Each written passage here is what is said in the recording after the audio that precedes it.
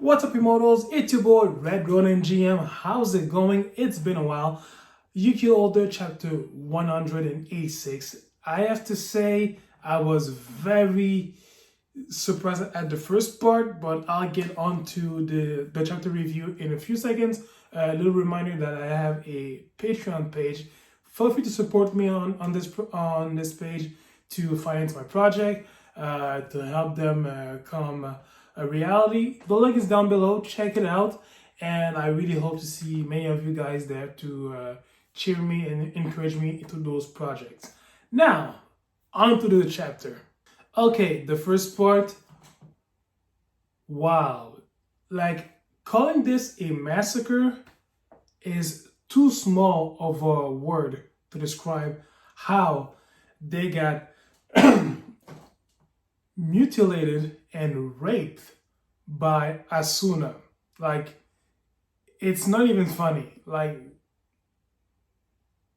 use the word that you want to use, but it's not enough on how they got one-sided by Asuna. Like, it was just like it wasn't funny. Like, there was no fight. And like, as Asuna, one of the greatest thing about Asuna is that she carries the magic that allows her to, the ability that allows her to cancel all forms of magic. With that alone, she read through Yuki Older as if it was nothing. Like, nothing. Even Juzo, I was like, it's not that I'm surprised. I'm actually expecting it, but seeing it happening, wow. Wow, like this, it happened like within the first 30 seconds of the battle, like guaranteed, or perhaps in first 10 seconds. But needless to say, with Asuna on their side, on Ialda's side, look, it was a landslide of a battle. Like, it was a massacre. It was toying with the enemy at that point. Okay, so yeah, so Asuna, who kind of sacrificed herself 45 years ago, well, it ended up backfiring on Yuki Older, and they got annihilated. So with that said, that was game over.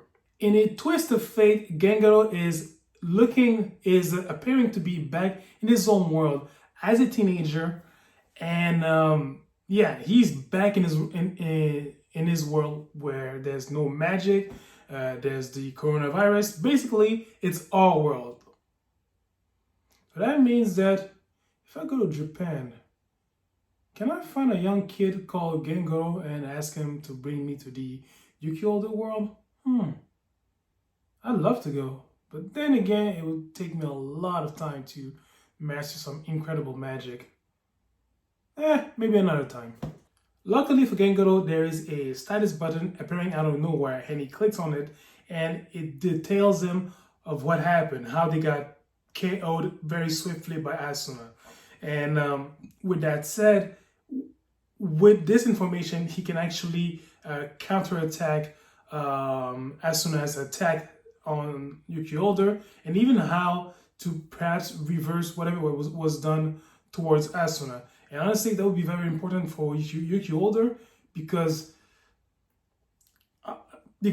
Asuna with the enemy, like, it's impossible to win. With her ability, with her white magic, canceling all magic, it's impossible to go against that. So they have to come up with something to perhaps bring her to the good side. Something that was very interesting about what Gengoro was explaining to Juzo and Tota, it was the fact that in the world that they're living, the other one appears to be fiction, and vice versa.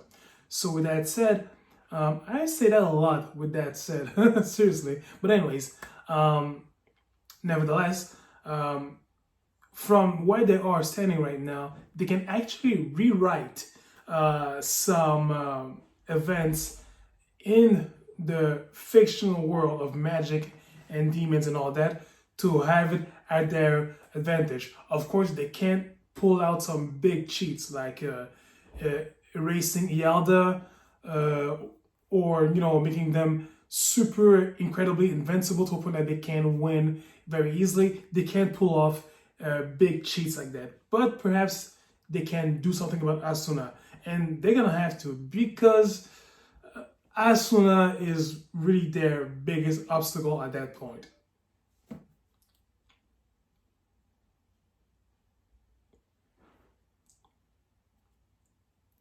We get to explore more about Gengoro. I mean, I know that a few chapters back we get to explore a little bit about how Gengoro ended up in the magical world, but now we are living in his universe. We get to meet his family, his little sister, his mom, dad, and he had a good life. And he said it, he had a good life. Like he was. He wasn't hated by his parents. He was loved. He had a little sister who really cherished him. He had good grades at school. He had friends. Like everything was pretty. He had a normal life, but for him it wasn't enough. He wanted to be the main character of a story, and by some stroke of luck, that wish was granted, and he got to the magical world. Um, and with that said, even though that he still yearns to go back to the magical world, we see him cry a little bit, actually quite a few times in this chapter, being happy to be back to his original world with his mom, dad, and little sister, who, by the way, she is so adorable. But yeah, I think for Gengoro, I think it was meant to be for him to go back to his original world, because maybe he needed how can I say this, one more good reason on why he is doing this, like why is he fighting for, even though that everything even though that he is really fighting for everything that's going on in the other world. I love the interaction of Juzo and Tota, especially Tota with Gengoro's mom. Really excited to eat some kuri food, and again, that affects Gengoro positive in a positive way, because he hasn't been there for a long time and all that. Um, one thing that I'm wondering is that all of the years, all the countless years and lives that he spent in the other world, in the magical world, in the real world, it was like an instant that went by. So I'm guessing that at that point he could spend as much time as he want in the real world, and maybe at a certain time when he is, I'm not gonna say fed up, but when he is ready to go on, he can just return to his original world. And I think like he can also do back and forth, but at in a limited time or amount of time. I don't know. I know that if he comes back, maybe. Anyways, okay, sorry, I'm really gibberishing at that point. But yeah, so yeah, I feel like the amount of time passed in the magical world, it's like an instant in the real world, the non-magical world. So I'm guessing that he's gonna come back. Of course, obviously we saw at the end of the chapter that he's coming back in the magical world, but he tends to come back as well to his family. Speaking of that, this is where I want to talk about. Juzo and Tota wanted to leave him behind because again, Guru had it good here with his family, little sister, mom and dad, and all that. He had a good life, but Gengoro of course stops them and of course tells them that they can't make it work. They can't make it work. Without him, otherwise the consequences will be even more dire than there was in the first battle. Gengoro had it that even though he had a good life, in this world, like the coronavirus is really, making things harder out there. The economy is going out the drain, and it reminds me of an article I've read not long ago that Japan was in a recession. And I don't know if it's still the case. I hope not. But at the same time, I think that he was relating some of the issues that we are actually facing in the real world. And I love how Tota was like, still, doesn't matter, because this world, there's something going on. Like, there's a good vibe about it, even though things can be murky a little bit. And I really appreciated Tota's optimism in this chapter, because he's the kind of guy that no matter what the situation is, he'll always see the good side of it. Like, he'll always keep looking forward. And I think it's a quick reminder that, no matter how shitty things may be, sometimes there are things happening in the world and we're like, my God, are we ever going to see some hopefulness one day? And I believe so, because as cheesy as it may seem, you can't have darkness and not have any light. So it's a balance. Yes, there's a lot of shitty stuff going on in the world, but there's a lot of good stuff as well. So we just have to keep pushing forward. So I don't know, seeing Tota being so positive as always, it really was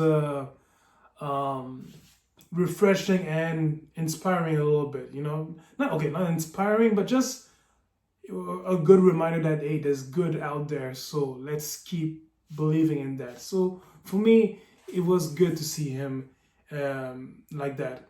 So overall, the way to go back to the real world is by dying, and or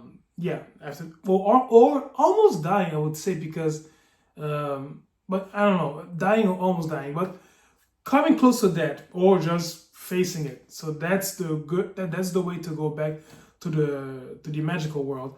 The moment with Gengoro and his mom saying, take good care of yourself. And the way that it was portrayed, she looked like she knew about it. She knew that Gengoro was going to a world for a long time, and she had faith that he would come back. And that, again, I think it was a bit of a woman's intuition. No, not even that, mother's intuition, I would say. So it wasn't confirmed, but at the same time, you can't deny it. So it was a beautiful moment at that part. Also, Gengoro declaring at the end that we're gonna save the world, and then I'll come back to my family. So he has the intention of coming back, when things settle down, or when he just, at a certain time, and when he's lived enough in the magical world, he's gonna come back to the real world with his family. So I'm not gonna. It was a good chapter, all right. It was a bit unexpected. Like, I did not expect a chapter like that, like to be so focused on Gengoro, but I didn't dislike it. I actually loved it. In those dire and desperate moments, especially against an enemy like Yalda Bahut, I think it was a good, refreshing reminder that, hey, the things that you fight for, they are worth it. They are, you have to stand up for them. I think I got that vibe from this chapter. So tell me your thoughts about this chapter. Did you love it? Did you hate it? I don't know. I don't read minds. Please use the comment section. Let's all talk about it. Subscribe to my Patreon. Really appreciate it. And give me a thumbs up for this video. It allows many more Yuki fans to see this video and this review as well. Let's not forget the series is ending in less than 7 chapters. So by February 2022, we're gonna get the ending of Yuki Order. Man, I can't believe it. But anyways, comment, subscribe, rate, give me a thumbs up. Patreon, I got it there. And I'll catch you guys next month. So in the meantime, please, Immortals, do me a favor for your homeboy. Take care of yourselves. See ya.